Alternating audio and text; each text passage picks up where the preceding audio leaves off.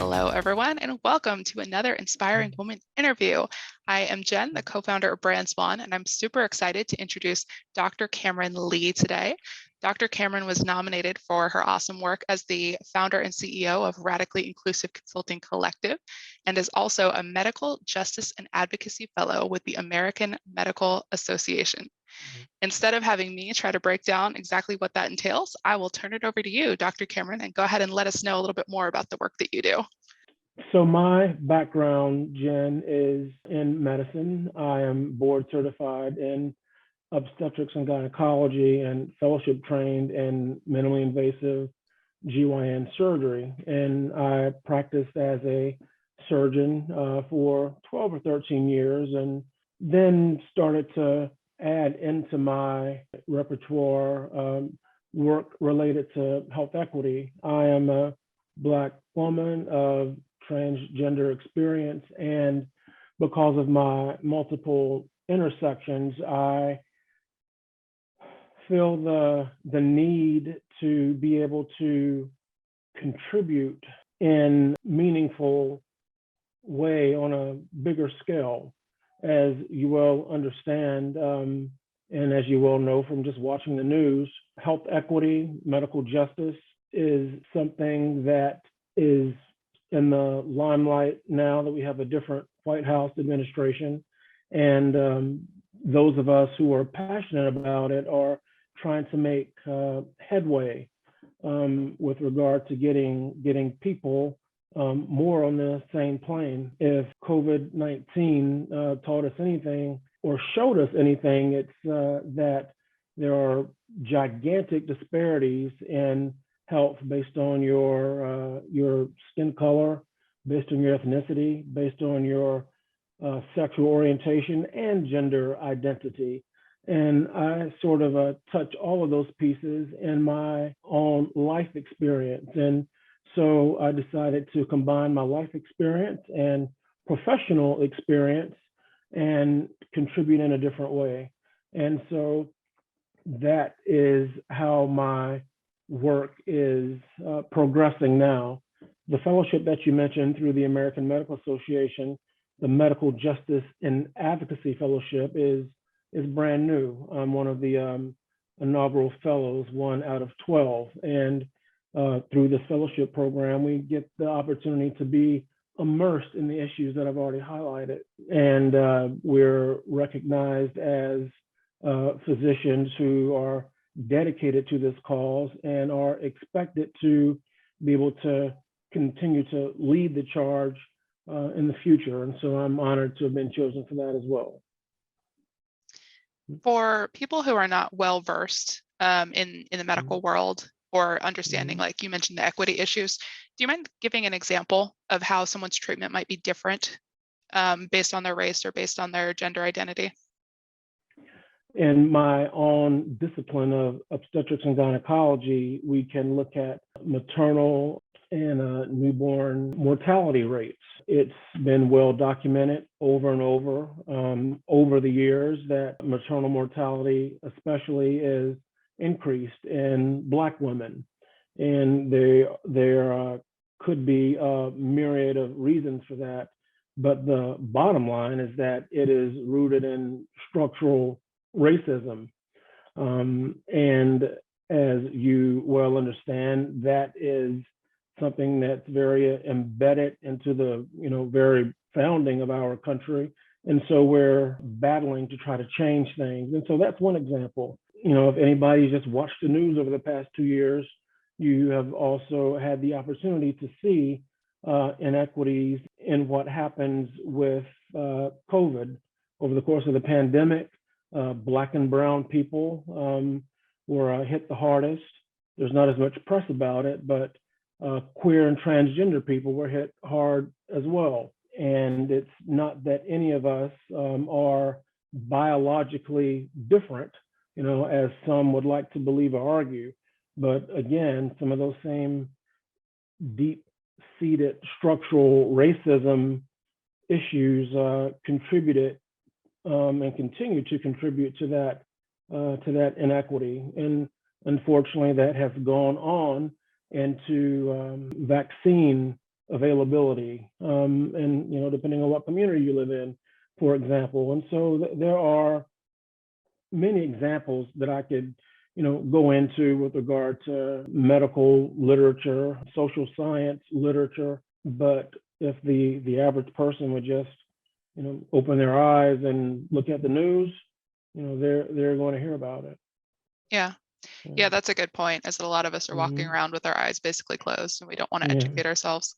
So many people think that racism isn't happening if they don't see it, right? And I read a really great article that was talking about the differences in healthcare, for Black women versus white women, and how even if a doctor thinks that they're not racist, the patients can tell, and it's very subtle things like the way that they talk to them, or if they lean into them or leaning away from them, it's their body language. And so we're giving signals all the time we may not even realize. And so I guess I wanted to throw that out as an example for people who think like, oh, there's no racism happening. Like it's your biases you don't even know about. That's exactly right. As a general rule of thumb, if you decide that you don't see it, or if you think it's not there, then you need to do some more work, some more inside work. And of course, there'll be people who debate otherwise. Some of that debate is partisan, but these are facts and not opinions. The way that our great country was built highlights the inequity that existed in all walks of life from the 1600s. And so those who want to learn and understand, good. Those who don't want to learn or understand, well, you're part of the problem, not part of the solution. What is something that you want people to know about the LGBTQ plus community and, some of the unique challenges this group faces in healthcare? Well, the main thing to understand about those of us who live under that alphabet umbrella is that we're the same as anybody else. We work, we pay taxes, we're parents, we're partners.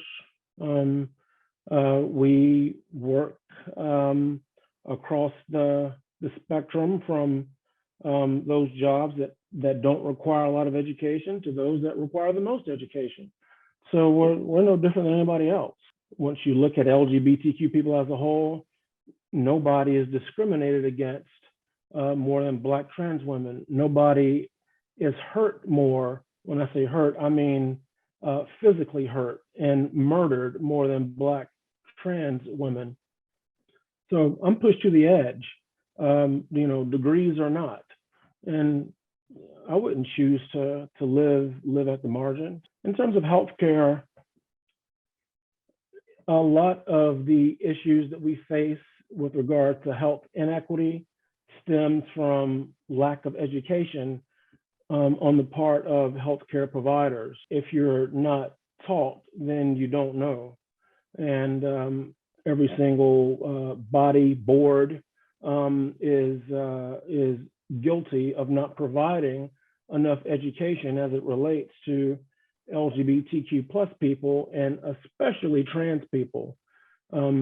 Despite the advances that we've made with regard to trans folks, the majority of physicians who finish medical school haven't had any exposure to trans patients.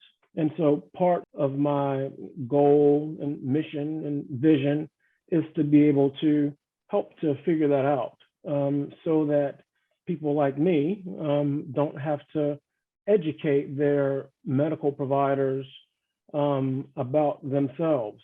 I've had to do that, and I'm in medicine. We don't have to be as concerned about what happens when we go to the emergency room or when we have to go to urgent care. That's a concern for many trans folks. It shouldn't have to be that way. And helping to educate healthcare providers on every level is going to be one way that we get over that hump. Yeah. How do you define success? Personally, I define success as having having influenced in a positive way the life of just one person. If I have done that over the course of my life, then I'm successful. And I know that in terms of practicing medicine and surgery, that I've been able to do that. So, if I didn't make another dollar in my life, if I was bedridden for the rest of my life, my life has been successful, because there are people who were able to be better people because of how I was able to apply my own education, faith, and compassion. Last question. Mm-hmm. If you could go back and share some wisdom or guidance with your younger self, what would that be? There are several versions of that younger self that I would step back and talk to, but I would go all the way back to that young kid who thought that they were abnormal, an abomination. And I would tell me that you're made perfectly just the way you are. It took me a long time to be able to believe that and understand that and accept that, even when others told me that. But I spent a lot of time as a kid, as a teenager, young adult, thinking otherwise, thinking that I'm not made perfectly, that I'm not made in God's image, and I am.